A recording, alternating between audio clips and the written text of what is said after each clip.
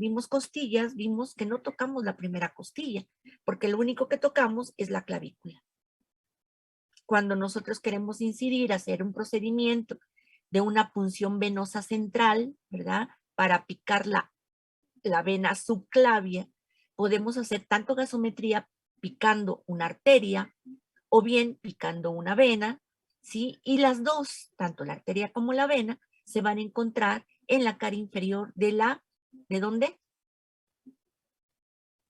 De la primera costilla. ¿Se acuerdan que el tubérculo de Lisfranc es el que divide los dos canales, el canal superior, superior y el canal posterior? Estos dos canales dan paso uno a lo que es la vena y la otra es la arteria. Entonces, nosotros tocamos clavícula como una orientación para poder incidir y meter una aguja hacia la costilla 1. Bueno, ahora sí, nos van a hablar de húmero. ¿Los escuchamos, por favor? Sí, doctora. ¿Le puedes regresar una, por favor? Bueno, primeramente vamos a checar lo que es la importancia de su estudio como elemento de protección, sostén, postura, marcha y movimiento. Y si se dan cuenta, ahí yo les puse un pequeño video en donde podemos ver a una persona que va caminando y al momento que va caminando, pues sus brazos van moviéndose también. Entonces, no sé si han visto esas películas donde salen, por ejemplo, los robots, no sé si alguien recuerda cuál es la característica de ellos cuando caminan, que es que van, o sea, avanzan pie izquierdo, mano izquierda, o pie derecho, mano derecha. Y eso provoca que no haya un equilibrio como tal. Entonces, es por eso que este movimiento, postura, marcha, nos va a dar este equilibrio al momento de caminar y pues no, y sostén. Y ahora sí ya le puedes pasar a la siguiente, por favor. Y bueno, ahora sí vamos a empezar directamente con la estructura anatómica ósea de la extremidad superior, iniciando con el húmero. Y bueno, pues primeramente tenemos que el húmero se encuentra en nuestro brazo y solamente está constituido por un solo hueso. Se va a articular por arriba, en su parte superior, con el omóplato y pues por abajo con los huesos del antebrazo, que más adelante vamos a checarlos también. Y bueno, ya como características un poquito más de húmero, tenemos que este es un hueso largo y por lo tanto, al ser un hueso largo, pues va a tener esta característica que es de todos los huesos largos, que es un cuerpo o también llamado diáfisis y dos extremidades o también llamadas epífisis.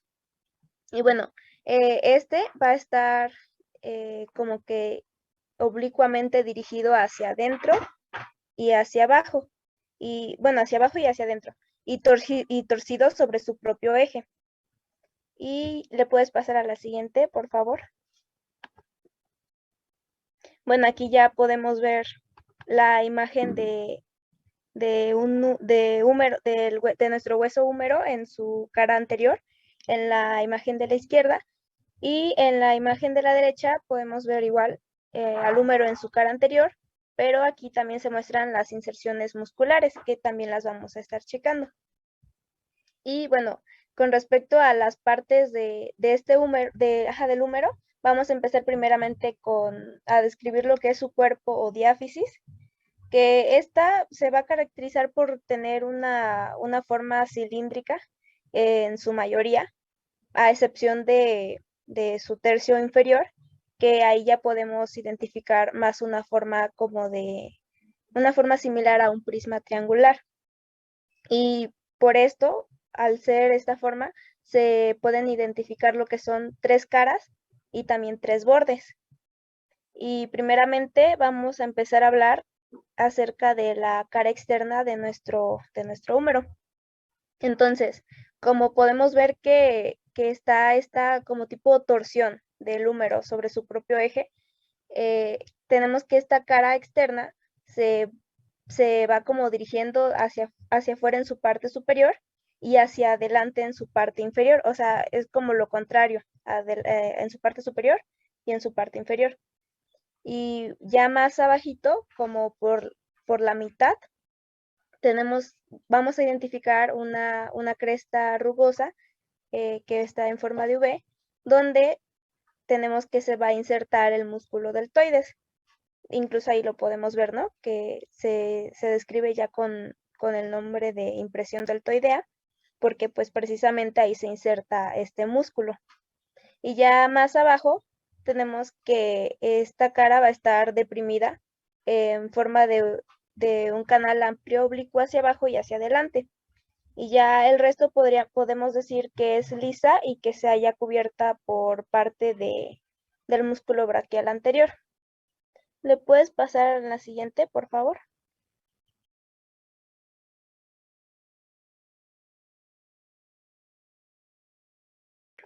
Y bueno, siguiendo con nuestras tres caras de nuestro húmero, vamos a pasar ahora con la cara interna, que está dirigida más hacia adentro y adelante. Y en su parte superior tenemos tenemos a un canal vertical que también se llama canal bicipital. Y en este se va a prolongar en la extremidad hacia la extremidad superior del hueso. Y es por aquí donde se va a ir, como a deslizar el tendón de la porción larga del bíceps, de nuestro músculo bíceps. Y pues en sus labios ya se va a insertar nuestros músculos como son el gran pectoral, el gran dorsal y el redondo mayor. Y ahora por abajo de este canal, hacia la parte media del hueso, vamos a tener también una zona rugosa en donde se va a encontrar el coraco braquial. Y más abajo ya se puede distinguir cómo se abre el agujero nutricio. Y el resto ya de la cara podremos decir que es liso y que corresponde a la inserción del braquial anterior. Pasando ahora con la cara posterior, tenemos que esta en su tercio medio, en el tercio medio de esta hay un canal amplio y profundo que va a ir dirigido de arriba a abajo y de adentro a afuera. Y este va a ser conocido como canal radial. Se va a dividir en dos partes, que es la superior y la inferior. En la superior tenemos que se va a insertar el vasto externo y en la inferior el vasto interno. Y por este canal radial tenemos que pues precisamente va a pasar nuestro nervio radial y la arteria radial. Entonces, si se dan cuenta, tenemos como que homónimos, ¿no? En estos nombres. Y bueno, también pasan las venas humerales profundas. La siguiente, por favor.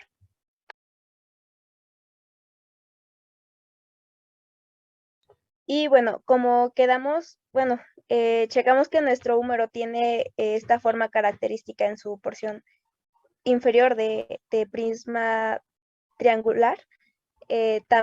Quedamos en que se iban a identificar tres caras y tres bordes. Ya vimos las caras, ahora vamos a checar los bordes. Entonces, primeramente tenemos al borde anterior, que se va de la parte superior de este borde, tenemos que va a coincidir, coincidir con el labio anterior del canal bicipital y un poquito más abajo con la rama anterior de la impresión deltoidea. Y en su parte inferior es romo, y de acuerdo a lo que investigué, significa que tiene como una terminación como tipo en forma obtusa y sirve de inserción al braquial anterior. Y pues también se va a dividir en dos ramas, que es la interna y la externa, las cuales van a estar, ¿sí, doctora? Está bien. Nada más te iba a comentar que romo quiere decir sin filo. Romo quiere decir redondo, que no tiene arista, que no tiene punta, ¿sí? Sino que está redondeado, bordes redondeados, no cortantes. Bueno, muy bien. Sigue, por favor. Gracias, doctora. Y estos van a servir de inserción, van a circunscribir perdón por la palabra, no lo pude pronunciar bien, lateralmente a la fosa coronoidea.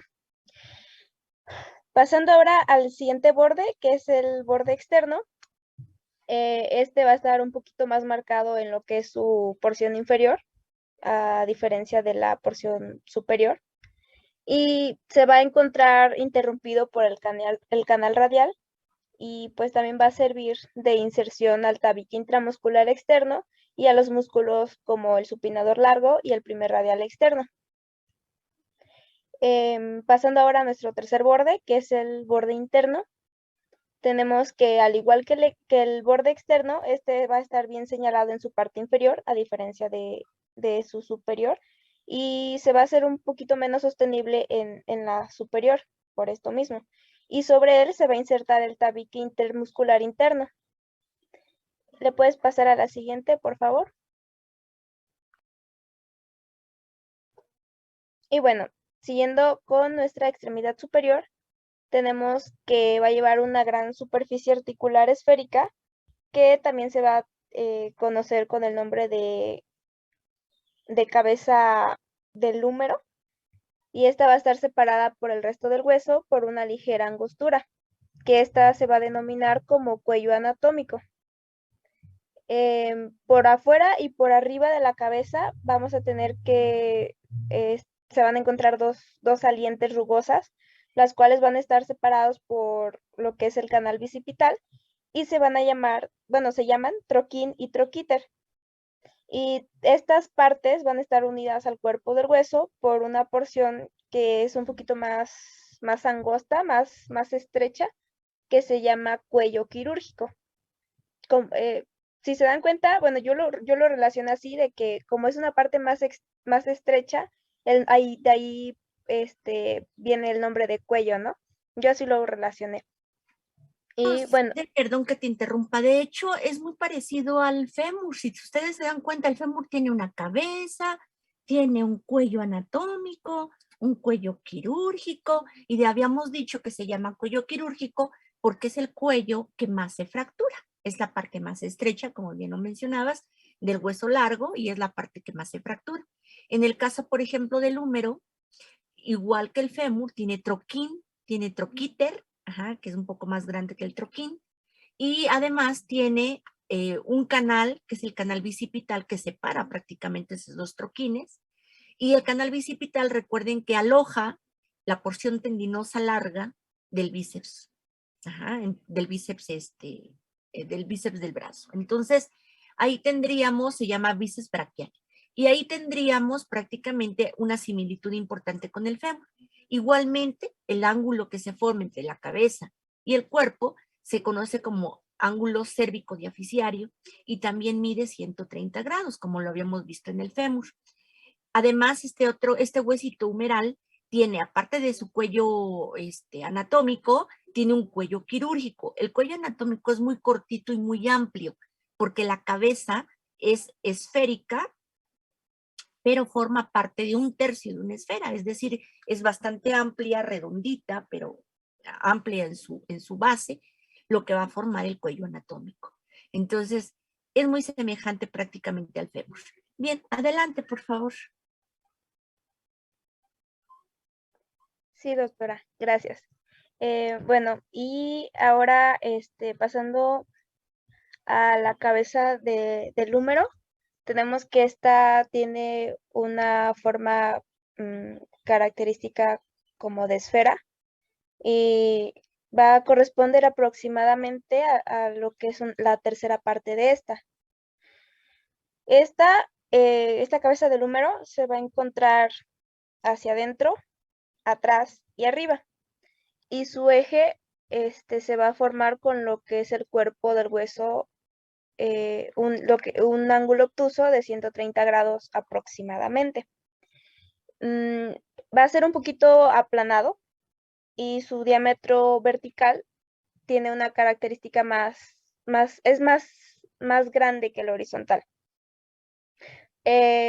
Casi todo va a ser liso en su mayoría, y está cubierta de cartílago hialino en estado fresco, articulándose con la cavidad glenoidea del omóplato. Pasando ahora al cuello anatómico, tenemos que este va a fungir como límite, la cabeza que es del húmero, la cabeza del húmero, y es más marcado en su parte superior que en su parte inferior. En esta parte superior va a formar la separación entre la cabeza del húmero, el troquín y el troquíter, que mencionamos anteriormente. Y por encima de estos salientes va a estar una escotadura semilunar, en donde vamos a tener que se inserte el ligamento glenumeral superior. Ahora sí, pasando al troquín, tenemos que también se puede denominar como pequeña tuberosidad, y se encuentra por delante y por dentro del troquíter, perdón. Y ya separado de él, también se puede separar de él por medio del canal bicipital. Este es rugoso y va a servir de inserción al músculo subescapular. El troquíter también se puede denominar como gran tuberosidad, y este va a estar situado en lo que es el lado exterior de la cabeza y muestra en sus caras superior y posterior 3 facetas, que son superior, media e inferior.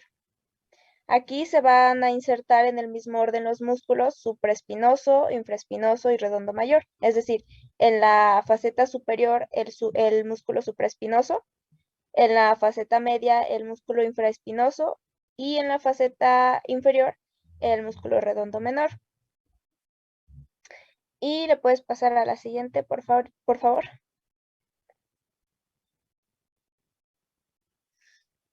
Ahora pasando a la extremidad superior de nuestra extremidad superior, tenemos que esta va a estar aplanada de adelante atrás y va a estar encorvada hacia la parte anterior, de tal forma que va a quedar colocada en un plano anterior al eje del hueso. Y un lugar que se tiene que distinguir en esta parte del húmero es una superficie articular media y 2 salientes rugosos que también se pueden denominar como apófisis para inserciones musculares. Vamos a checar primeramente la superficie articular, que esta va a presentar una parte interna en forma de polea o trócleo humeral y una externa, que también se puede denominar esfenoidal o cóndilo del húmero. Ambas se van a encontrar separadas por un canal anteroposterior que se va a llamar canal condilotroclear.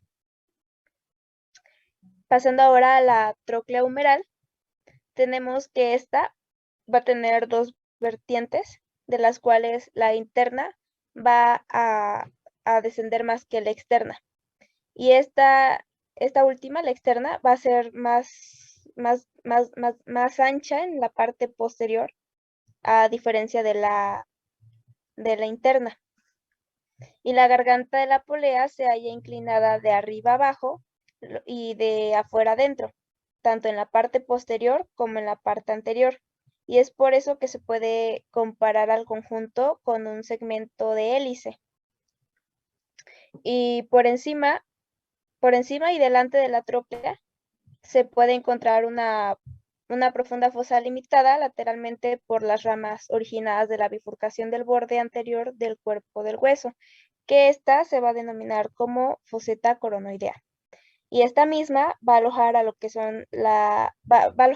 la apófisis coronoides del cúbito al flexionarse el antebrazo sobre el brazo. Y en la parte posterior, igual por encima de la polea, va a existir otra fosa más profunda que sirve como de alojamiento a la apófisis olecraniana al extenderse el antebrazo. La otra era al flexionarse y esta al extenderse. Y esta se llama foseta olecraniana. A ver, vamos, perdón que te interrumpa. Bueno, termina y ahorita yo les digo, termina.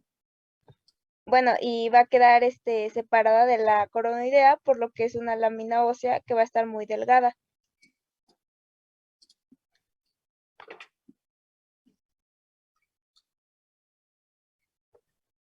¿Hasta ahí, doctora?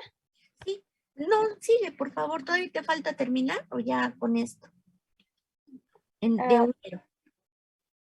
de húmero. Ah, a ver, pásala a la siguiente, René, Porque ahorita estás por favor. en cúbito. Ajá, Ajá. pasa a la siguiente. A la siguiente. Ahí. No, en la otra. Esta es cúbito. ¿Ya terminaste con cúbito? Con número no. Con Cúbito cúbito. no. Y con número ya. Me faltaba un poquito. ¿Y por qué te saltaste esa cúbito?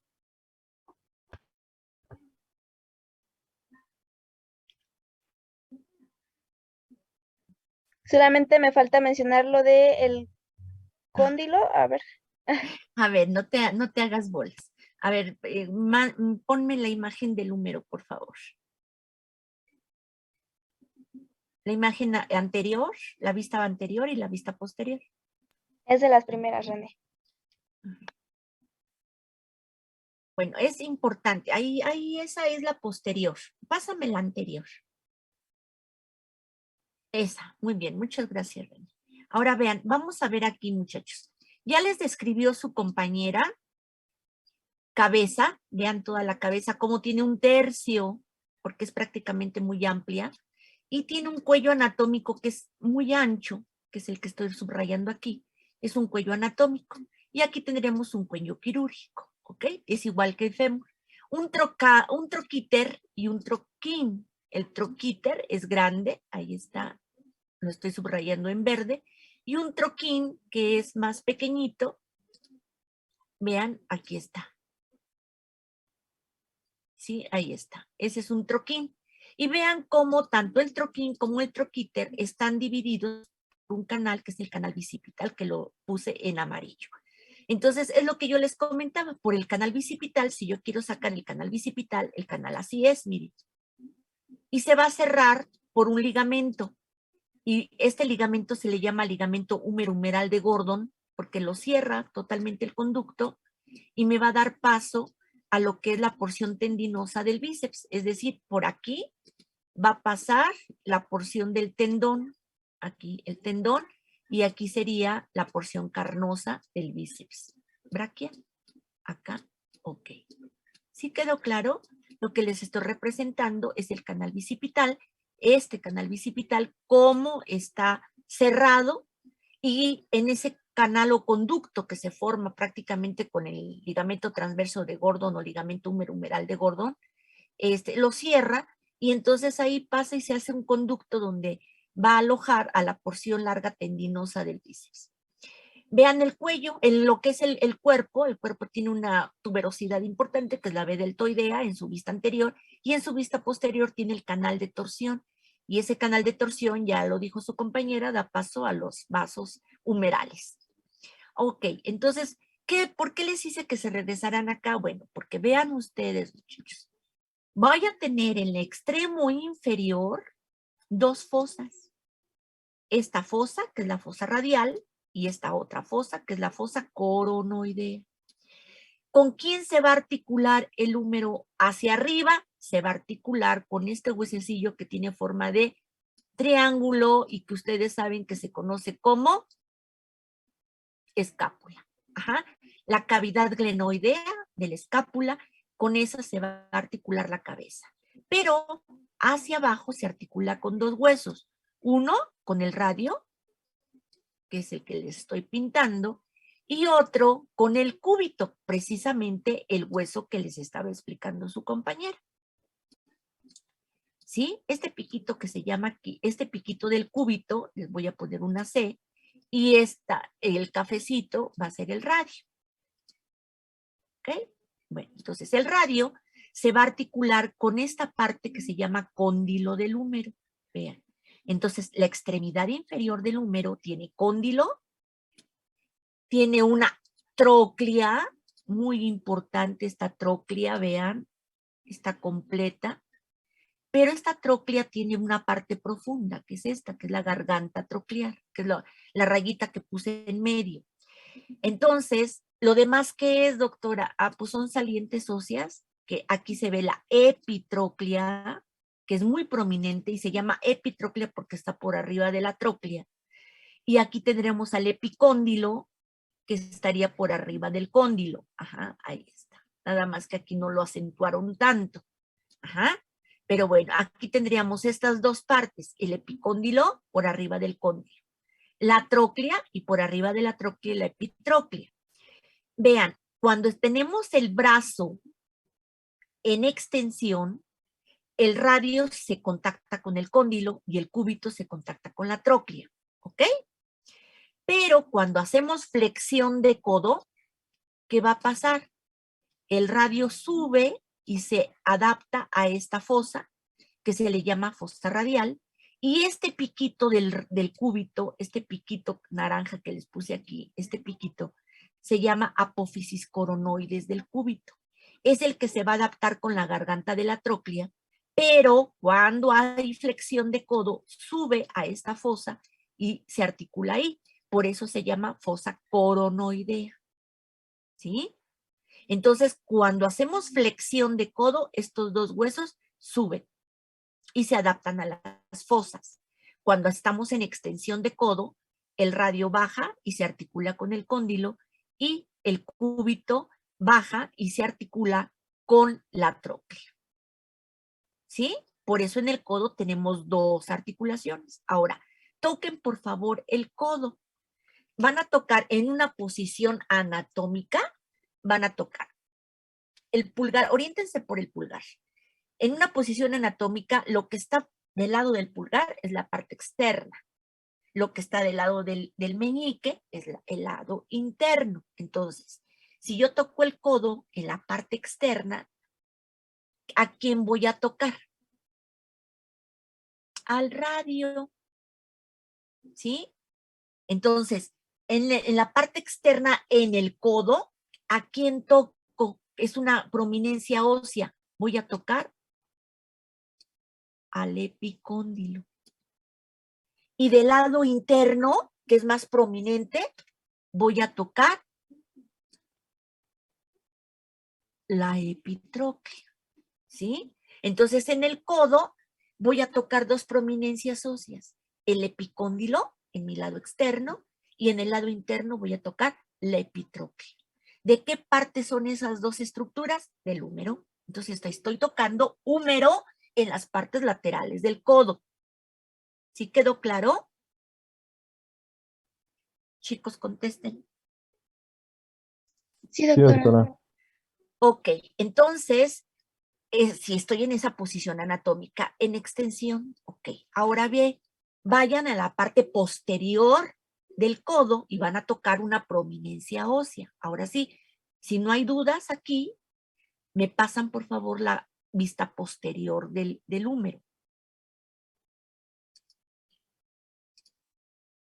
Vean, en la vista posterior del húmero, vean cómo está. Veo epitróclea, nada más, por eso es tan prominente y por eso la toco. Y toco epicóndilo, ahí está, epicóndilo. ¿Qué no toco aquí? Cóndilo, nada más epitróclea y epicóndilo. ¿Y qué más? La tróclea humeral. ¿Sí? Aquí no voy a ver cóndilo, aquí solamente voy a ver y voy a tocar epitróclea y epicóndilo y la tróclea, que es la que está articulada con el cúbito, ¿sí?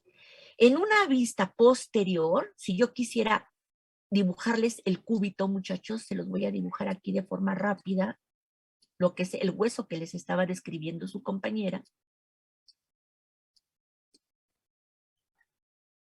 Ahí está el cúbito. Este piquito que ustedes ven aquí es la apófisis coronoides, que es el piquito que se veía en una vista anterior de codo, que es lo que ya habíamos visto en la imagen anterior. Este piquito es el que se adapta a esta garganta troclear. Pero en una vista posterior lo que vemos es esta saliente ósea grandísima del cúbito que se le llama olecrano. Entonces, el olecrano, si yo quisiera pintar aquí al al húmero, un codo en flexión, pintaría una bolita aquí. ¿Por qué? Porque lo único que estoy viendo es esta bola. Esta bola es el olecrano, el cual en extensión, el olecrano sube y se adapta a esta fosa, que es la fosa olecraniana. En extensión, en flexión, el cúbito sale de la fosa olecraniana y se toca. Por eso ustedes tocan una prominencia ósea en el codo. ¿Qué estoy tocando entonces en la parte posterior de codo? Olecrano. O sea, ¿qué hueso estoy tocando? Cúbito. ¿Sí? A los lados del codo, ¿qué estoy tocando? Parte externa, epicóndilo. Parte interna, epitróclea. Las epitrócleas y los epicóndilos, muchachos, en situaciones patológicas, son asiento de depósitos de ácido úrico en una artritis gotosa, importantemente. O bien, son asientos de desgaste o de artrosis con la presencia de los osteofitos articulares, ¿ok? Entonces, es importante tocar un codo doloroso o un codo prominente por si hay desviación, hay luxación, en el codo del tenista es muy dado a tocar un codo doloroso, ¿ok? Entonces, por eso necesitamos saber qué estamos tocando en el codo, porque luego nos tocamos ahí los huesecillos y no sabemos ni qué son, ¿sale? ¿Sí quedó claro, muchachos? Sí, doctora. Sí, sí, doctora. Ok, perfecto. Entonces lo voy a borrar y continúa, por favor. Estabas en cúbito. Aquí, esta imagen que puse aquí, es una faceta articular que se le conoce como pequeña cavidad sigmoidea. La gran cavidad sigmoidea es esta, que es la que se va a articular con la tróclea, con la tróclea humeral, para formar la articulación húmero-cubital, ¿sí? Entonces, esta parte que está punteada es la parte que se va a articular con la tróclea. Y esta cresta que divide a las concavidades, esa es la que se va a adaptar a la garganta de la tróclea, ¿sí? Entonces, el cúbito, muchachos, es un hueso importante porque va a formar parte del codo. Pero además, también es un hueso que si nosotros nos vamos a su epífisis distal, ahora sí nos pasamos a cúbito, al que estabas, por favor.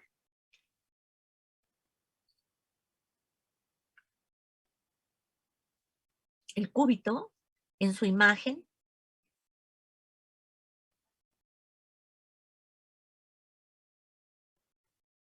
todo ese es húmero, es el cúbito. Vean, el cúbito no se les va a olvidar. Todos los huesos, muchachos, que hemos visto largos, hemos visto un epífisis proximal en donde tenemos cabeza. Vean el cúbito, ¿dónde tiene la cabeza? En la epífisis distal, ¿ok? Entonces, siempre les comento que a veces cuando nosotros no tomamos buenas decisiones, exactamente no tenemos la cabeza a veces exactamente por arriba de los hombros. A veces cuando tomamos decisiones que son equivocadas, a veces decimos, no sé, tenía yo la cabeza en los pies. Y eso es lo que le pasa al cúbito. El cúbito tiene la cabeza en los pies. La cabeza la tiene en el extremo distal de este hueso, ¿sí? Y tiene una saliente que se llama proceso estiloides. Vean el radio también tiene un proceso estiloides del radio, vean, ahí está oscurito. Ajá. Ahí está. Y el radio tiene otro proceso estiloides, el cúbito. Entonces, tanto el cúbito como el radio tienen procesos estiloides. ¿Y para qué me sirve, doctora? Porque esos son los que puedo tocar en la muñeca. Tóquense la muñeca, por favor, y van a tocar dos prominencias óseas. Una, la que está al lado del pulgar, están tocando el proceso estiloides del radio, ¿sí? Y si tocan la prominencia ósea que está al lado de la muñeca en su parte interna, van a tocar el proceso estiloides del cúbito. ¿Sí? ¿Ya lo ubicaron? Sí, doctora. Ok, ahora vamos a ver en este elemento. El radio y el cúbito, muchachos, se tienen que articular en su parte inferior para formar la articulación radiocubital inferior y se tienen que articular hacia arriba para articularse con para formar la articulación radiocubital superior, ¿sí? Esta cavidad, que es la que les decía, es la pequeña cavidad sigmoidea, la que se va a poner en contacto con la cabeza del radio. Esta es la cabeza del radio, ¿sí? Con esta cabeza del radio. Entonces, con la cabeza del radio. Y se van a articular y se articulan hacia arriba y hacia abajo. ¿Se acuerdan lo que pasó con el peroné y la tibia? Se articulaban hacia arriba y hacia abajo. Formaban como un arco con flecha. Igualmente estos. Cuando estamos en posición anatómica, nuestro brazo en extensión, los dos huesos están paralelos, ¿sí? Estamos en posición supino. En posición supino. Cuando nosotros hacemos pronación de mano, vean cómo hay una modificación de los huesos y se cruzan uno sobre el otro. Por eso es que se deforma el antebrazo y se hace ahí como una especie de un aumento de volumen en el antebrazo. Vean, hay supinación y tenemos los dos huesos paralelos. Hay pronación y tenemos los dos huesos cruzados. Supinación de súplica es la posición de la palma de la mano hacia arriba. Supinación. Si hacemos la pronación, que es la de propuesta, donde tienen que poner el anillo de casamiento o el anillo de bodas o el anillo de compromiso, pueden ponerlo y se pone en pronación la mano, ¿sí? De propuesta. Entonces, si hay supinación, los dos huesos están paralelos, radio y cúbito. Si hay propuesta, si hay pronación, entonces tenemos los dos huesos cruzados en X. ¿Qué tocamos en la muñeca? Procesos estiloides, radio y cúbito. Ahora bien, ¿qué va a pasar con la primera hilera del carpo? Vean, la primera hilera del carpo, pongan atención, porque esto es importantísimo, porque se dan muchas fracturas a este nivel. La primera hilera del carpo está formada por hueso escafoides, hueso piramidal, hueso, a ver, entonces aquí tenemos al E, que es escafoides, hueso semilunar, y hueso piramidal o triquetro.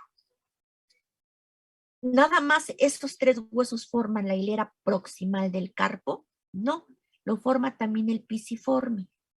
Pero ese huesito pisiforme no se va a articular con estos huesos. Solamente el escafoides y el semilunar se articulan con el radio. Y me van a preguntar, pues el piramidal se articula con el cúbito. No, el cúbito nunca toca el carpo porque aquí va a haber una superficie cartilaginosa fibrosa en forma de triángulo que se le conoce como ligamento triangular. Este ligamento triangular es ligamento fibrocartilaginoso, de cartílago fibroso, y es el que se va a articular de forma directa con el piramidal. Entonces, cuando hay una fractura de radio, ¿sí? Es común que se altere la dinámica de movimiento entre el escafoides y el semilunar.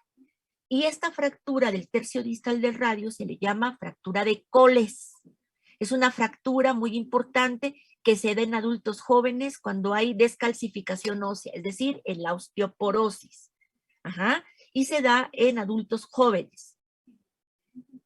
También se puede combinar con fractura del cúbito y entonces ahí deja de llamarse fractura de Coles solita. Ahora se llama fractura de Coles-Smith.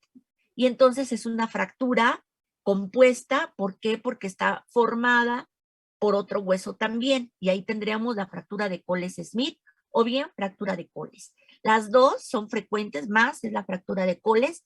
Y les comento, solamente es en adultos mayores, en adultos jóvenes, porque todavía, para que se acuerden de ello, cuando uno es más o menos joven y se cae, pues uno mínimo mete las manos. Cuando no metemos las manos, muchachos, pues es porque los reflejos ya están retardados. Y en un adulto mayor, los reflejos, eso es lo que pasa, no porque se vuelvan lentos y perezosos, sino porque hay una degeneración del sistema nervioso que hace que los reflejos no respondan de una forma rápida y súbita. Y entonces, pues los adultos mayores les cuesta trabajo ya responder a un estímulo de caída poniendo las manos. Y entonces en los adultos mayores lo que pasa es que primero ponen la pompa o ponen la cadera y por eso es muy frecuente en ellos, en una osteoporosis, la fractura de cuello quirúrgico en el fémur. Entonces, los adultos jóvenes en húmero y radio, o húmero, en radio y en cúbito, o bien en radio solito. Y en los adultos mayores en cuello quirúrgico del fémur, ¿ok? Entonces, ahí tendríamos la importancia prácticamente de esto, de estos huesos. Entonces, sí quedó claro que el cúbito, muchachos, es un hueso que tiene muchas curvaturas y que lógicamente lo van a asociar cuando piensen de forma equivocada, pues que van a estar pensando cubitalmente porque la cabeza la tiene en los piecitos, ¿ok?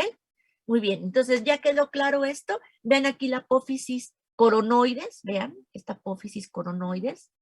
Esta apófisis coronoides es la que se va a adaptar a la garganta de la tróquea, que es el piquito que les dibujé en la imagen anterior. ¿Alguna pregunta hasta aquí? Doctora, Ajá. ¿cuál era la otra fractura aparte de la de Coles? ¿Cómo se llamaba? Coles-Smith. Y ocurre ahí en el mismo lugar, ¿verdad? Claro, aquí por ejemplo está en el tercio distal del radio y el cúbito también hay una fractura. Es muy frecuente, muchachos, este tipo de fractura y hay que hacer el diagnóstico porque puede ser una fractura impactada, es decir, que al momento de caer meta la mano y un hueso se mete en el espesor del otro. Y entonces, ¿qué hay que hacer? Una tracción previa a una coaptación, que la coaptación es pegar un extremo del hueso con otro, y esto es un procedimiento ciego. La reducción de una fractura es un procedimiento ciego, porque primero saco la radiografía, identifico qué tipo de fractura es, pero si veo que los huesos están desalineados, primero tengo que alinear y después tengo que coaptar, es decir, juntar. ¿Sí? Son pasos importantes de la reducción de una fractura. ¿Sí? Por eso es muy importante saber qué huesecillos toco y cómo está. Es un procedimiento ciego, porque no lo voy a meter a quirófano. Ajá. Por eso es muy importante. Y ya lógicamente, dependiendo de los trazos de fractura que existan, pues entonces ya valorarán si se mete a quirófano, si se pone, por ejemplo, una prótesis o una ortesis, ¿verdad? Ahí, a través de una placa, a través de clavos, o bien solamente la inmovilización con un procedimiento ciego, que es la reducción prácticamente de la fractura. ¿Sí quedó claro? Sí, doctora. Muy Sí, bien. doctora. Entonces, ahora sí, borro mis dibujitos y continúen, por favor. ¿Ya vieron entonces qué huesos son los que se articulan? Escafoides y semilunar con el radio y con el ligamento triangular va a ser el piramidal. Estos tres huesecillos van a formar lo que nosotros conocemos como cóndilo carpiano. Entonces, el cóndilo carpiano no es lo mismo que la hilera proximal del carpo. Cóndilo carpiano. El cóndilo carpiano estará formado por tres huesos nada más. Y la hilera proximal del carpo va a estar formada por 4. Escafoides, semilunar, piramidal y pisiforme, que va a ser un huesecillo junto con el piramidal o triquetro, que van a ser huesos importantes que cuando en una caída se pueden luxar fácilmente. Bueno, muy bien. Seguimos, por favor. Los escuchamos. Bueno, ya nada más aquí para complementar lo del esqueleto del cúbito, pues ya vimos que este va a pertenecer a nuestro antebrazo, al igual que el radio. Y algo también importante es que entre estos dos huesos va a haber un espacio que se llama espacio interóseo. Y ya, la siguiente, por favor.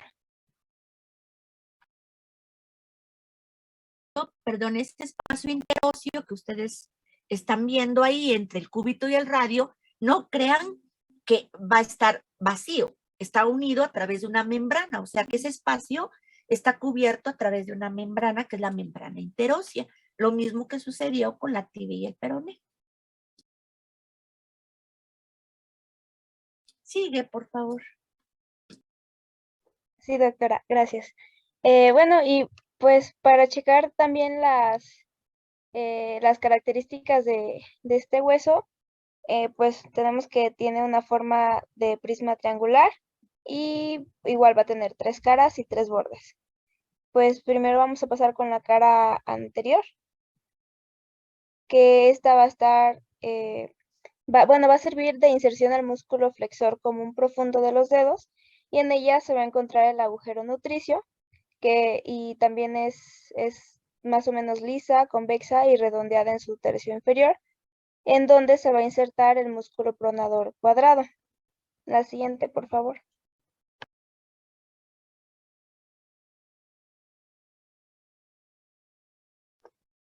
Y ahora con respecto a su cara posterior, tenemos que va a estar dividida en 2 partes, que va a ser una externa y una interna, las cuales van a estar separadas por una cresta vertical. En la porción externa vamos a tener que va a presentar crestas dirigidas hacia abajo y hacia afuera, las cuales van a limitar superficies de inserción del abductor largo del pulgar, también del extensor corto del pulgar y extensor propio del índice. Mientras que la porción interna presenta una zona superior que es triangular y rugosa, donde aquí va a estar la inserción del anconco y por debajo de ella va a estar una cresta oblicua. Del anconio, que es un músculo, el anconio. Ok, gracias, doctora. Y en la porción interna va a estar de tipo como triangular y rugosa, donde se va a insertar el anconio, y por debajo de esta va a estar una cresta oblicua hacia adentro y abajo, donde va a estar sirviendo como de límite superior a la superficie de inserción del cubital posterior. Y bueno, pasando ahora con su cara interna, en su parte inferior va a ser más estrecha y va a estar inmediatamente por debajo de la piel, mientras que la superior, a diferencia de la inferior, se va a encontrar cubierta por el músculo flexor común profundo de los dedos y el cubital anterior. Y ahora pasando con los bordes, igual, 3 bordes. En el anterior tenemos que este es rugoso y en la parte de arriba, su porción superior, tenemos que nos va a servir de superficie de inserción al flexor común profundo de los dedos, mientras que en su parte inferior va a estar insertado el pronador cuadrado. El borde posterior, perdón, va a estar va a estar en su parte superior dividido en 2 ramas, las cuales van a estar terminando en los bordes del olecrano y van a servir de inserción a los músculos cubitales anterior y posterior. Ahí se puede ver ya así en su conjunto como una S muy alargada. La siguiente, por favor.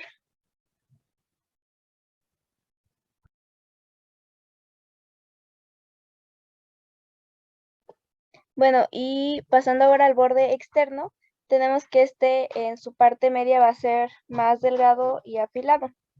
Va a tener 2 ramas, las cuales van a limitar una superficie triangular y rugosa por abajo de la cavidad sigmoidea, que esta va a ser la superficie donde se va a insertar el músculo interóseo, o también llamado cresta interósea.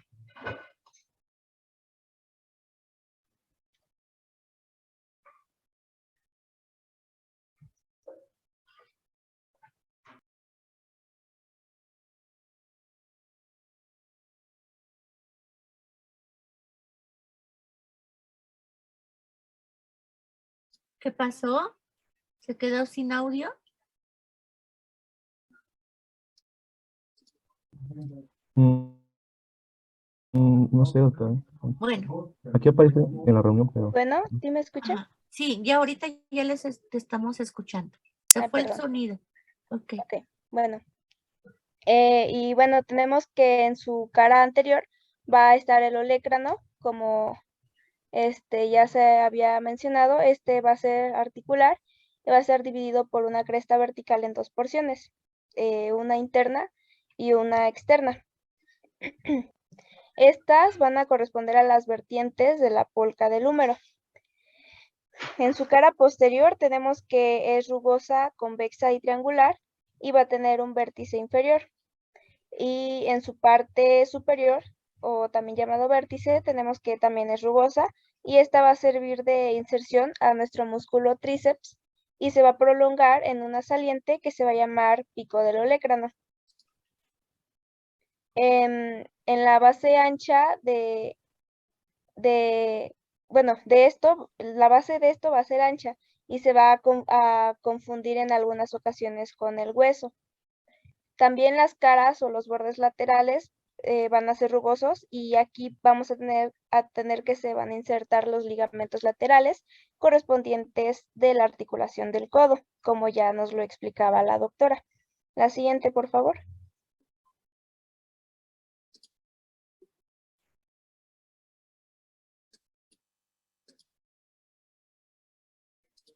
Y bueno, pues si quieres pásala esa también, por favor, para ya ir con radio.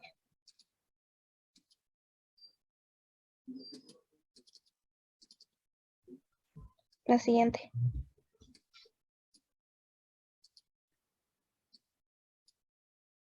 La siguiente. La siguiente. Ajá, ok. Bueno, ya pasando ahora con radio, que es nuestro, pues, otro hueso que conforma el esqueleto de nuestro antebrazo.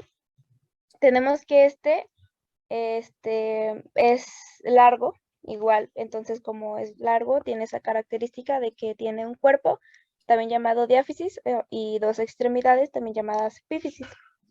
Y va a estar situado por el lado externo del cúbito, entre el húmero y el carpo, y va a representar un cuerpo y dos extremidades o epífisis, como ya se los mencioné. Entonces, tiene una forma también de prisma triangular, por lo que pues también va a presentar 3 caras y 3 bordes. Entonces, pues pásale a la siguiente, por favor. Viendo la cara anterior, tenemos que esta va a ser más estrecha en su parte superior y se va a hallar excavada, sirviendo de inserción al flexor común superficial y al flexor propio del dedo pulgar. En su parte media se va a poder observar aquí el agujero nutricio y en su parte inferior esta se va a poder observar que se inserta el músculo pronador cuadrado. Esta parte inferior es casi plana. Pasando ahora a la cara posterior, tenemos que esta van a estar representadas dos crestas oblicuas hacia abajo y hacia afuera. Y estas van a estar limitando las superficies de inserción del abductor largo y del extensor corto del pulgar. En la parte superior de aquí vamos a tener que esta cara adapta como una forma redonda. En la cara externa, sobre todo en su tercio medio, tenemos que existe una superficie rugosa donde se va a insertar el pronador redondo y un poquito más arriba el supinador corto. Y podría decirse de manera general que esta cara es de tipo redondeada y convexa. Pasando ahora con nuestros 3 bordes, tenemos que en el primero, el borde anterior, tenemos que va a estar entre la tuberosidad bicipital y la apófisis estiloides. Va a estar muy marcado, muy prominente en su parte superior y se va a atenuar paulatinamente hacia abajo. En la parte de arriba va a ser un poquito oblicuo, de forma de adentro hacia afuera, mientras que ya en su porción inferior vamos a ver que se vuelve ya más vertical. La siguiente, por favor.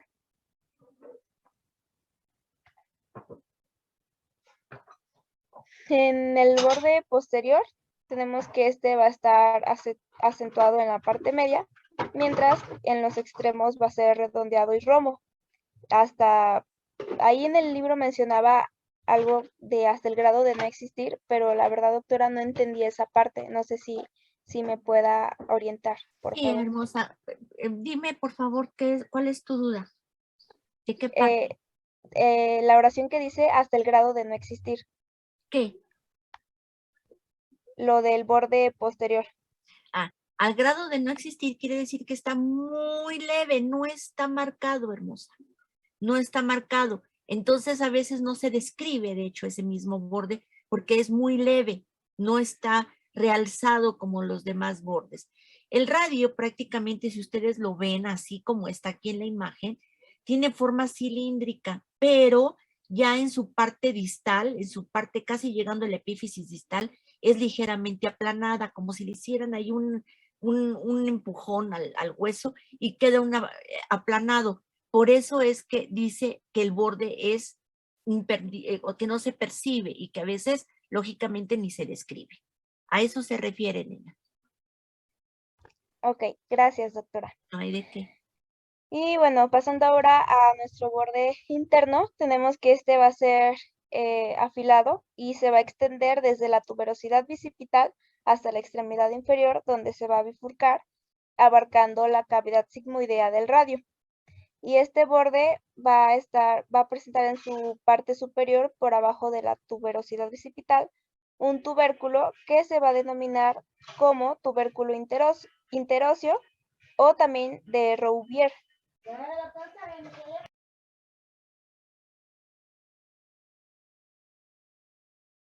Una disculpa. Y bueno, aquí se van a insertar los principales haces superiores de la membrana interósea. La siguiente, por favor.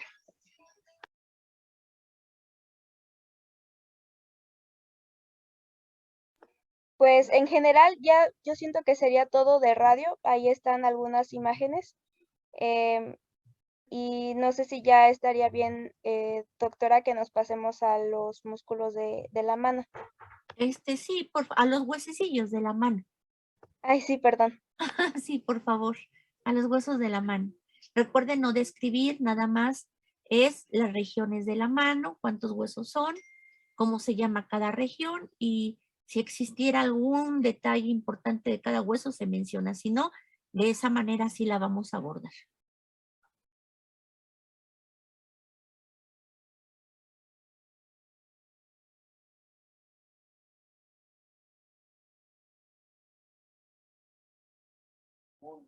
Sí, sí es a partir de aquí, ¿verdad, Karen? Sí, por Sí. favor. Ok.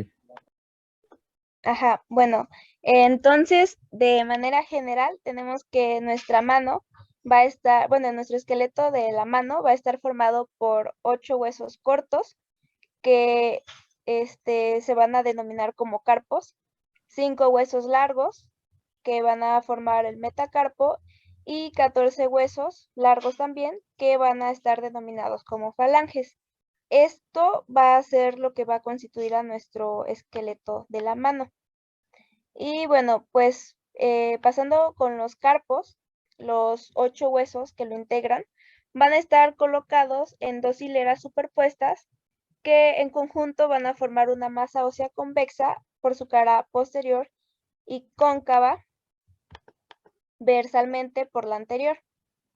Esta última va a constituir una especie de canal por donde pasan los tendones de los músculos flexores de los dedos, que no sé si recuerdan, anteriormente ya se los iba mencionando también.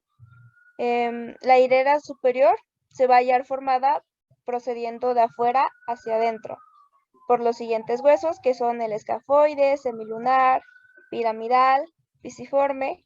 En la hilera inferior, procediendo en el mismo orden, van a estar los que son el trapecio, el trapezoide, el hueso grande y el hueso ganchudo.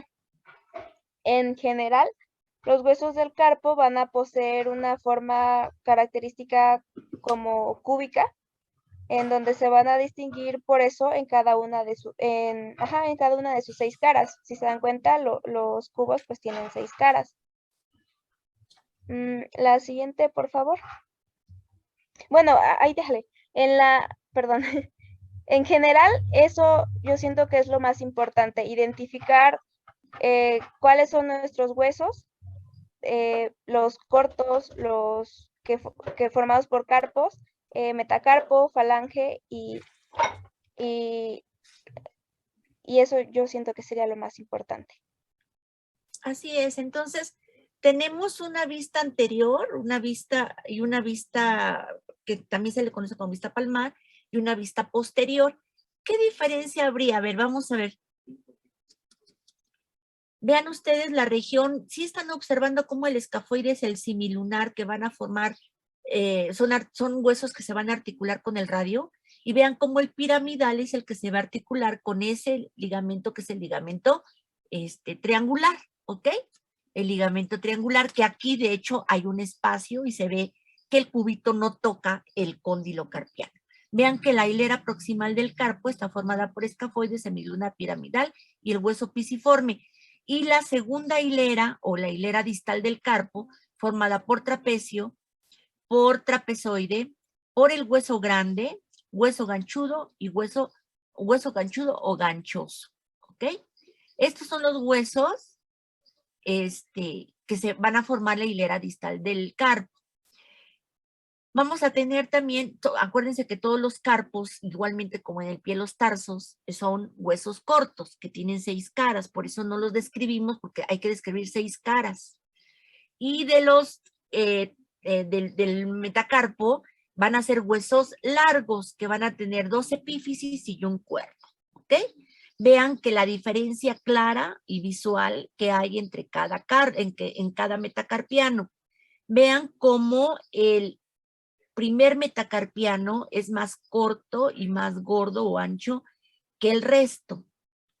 Y vean y observen su mano como el dedo de en medio, el dedo medio, es el más alto aparentemente, pero no es porque esté alto. Lo que pasa que se está articulando con el hueso grande, que es muy voluminoso y muy grandote, y vean cómo el inicio del metacarpiano es posterior a los demás, por eso la imagen grande del dedo de en medio, porque está articulado con el hueso grande. Y vean cómo el más pequeño, el más delgadito, pues tiende a ser el quinto metacarpiano. En relación a las falanges, vamos a tener 14 falanges. El pulgar carece de falange media. Aquí se le puede llamar falange, falangina y falangeta, que era un nombre antiguo. Ahora antes se le llamaba falange proximal, media y distal, o bien tercera, segunda y primera falange, ¿ok? Entonces, la primera falange es la que se va a articular con prácticamente la epífisis distal de los metacarpianos, vean. Entonces, la falange distal, va a ser prácticamente la tercera falange, que es la tercera. ¿Sí? Vean cómo el pulgar solamente tiene 2 falanges. Entonces, en total, si contamos todos los huesecillos, van a ser 27 huesos. Un hueso más que el del pie, que son 26. ¿Hasta aquí hay una pregunta, muchachos?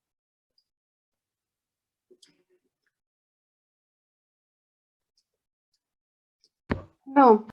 No, ahora pasen la vista posterior, a ver si la tienen. Ajá. Bueno, en la vista posterior me pasan esta. Ándale, pues perfecto. ¿Qué hay aquí que no hay en el otro, muchachos? A ver, fíjense bien. En la anterior, ¿qué es lo que no hay aquí? O casi no se ve y que en una proyección radiológica no se ve. El pisiforme, muchachos. El hueso pisiforme en una proyección anterior lo vemos muy notoriamente en una radiografía.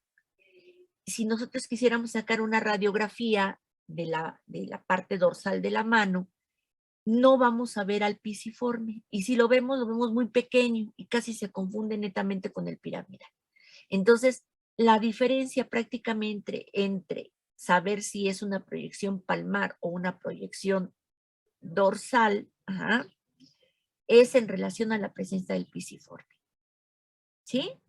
Porque ustedes van a decir, pues porque por el dedo pulgar, ya sé si es Pero ¿qué tal si es mano derecha o mano izquierda? No podemos saberlo. Entonces, simplemente con el reconocer la presencia del pisiforme en una vista palmar, pues con eso ya aseguramos que es esa visión, ¿ok? ¿Alguna pregunta hasta aquí? No. Ok, seguimos con hombro o lo dejamos las 3 articulaciones para el viernes. Y con eso vamos a concluir prácticamente la parte final ya del tema del equipo.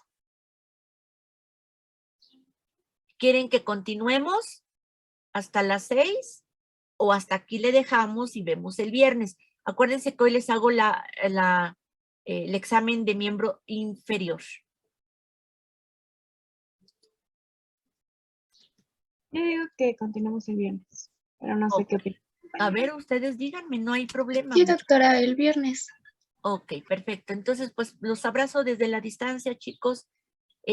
Por favor, contesten y resuelven el examen en equipo, ya saben. No quiero sorpresas de que esté capturando gente que no esté, porque eso va a tener represalias, va a tener consecuencias. Entonces, por favor, no quiero sorpresas de este tipo y menos en estas alturas. Cuídense mucho, por favor, porque el examen viene tranquilo. Yo no conozco el segundo parcial, pero digo, el examen que ahorita van a realizar es un examen que de lo que hemos revisado, no hay cosas que no se les pregunte que no hayamos visto. Entonces, y también en el parcial, ¿ok? Entonces, todo está visto, revisen con calma, tranquilitos, y ya el viernes concluimos. ¿Alguna pregunta en relación a resolver el examen? No, doctora. No, doctora. Ok, ya todos saben perfectamente bien qué tienen que hacer, ¿verdad? Poner el número de grupo, el equipo y en el apartado de nombre. Ok, muy bien. Entonces ahorita me meto a Classroom y ahorita les pego la liga. Muchachos, los abrazo desde la distancia. Cuídense mucho, me dio mucho gusto saludarlos. Y otro esfuercito más, nada más, para concluir ya nuestro programa. Bien, cuídense y feliz semana, chicos. Muchas gracias, doctora. Gracias. Cuídese, que esté Gracias. bien. Gracias. Gracias. Muchas gracias. Doctora, hasta luego.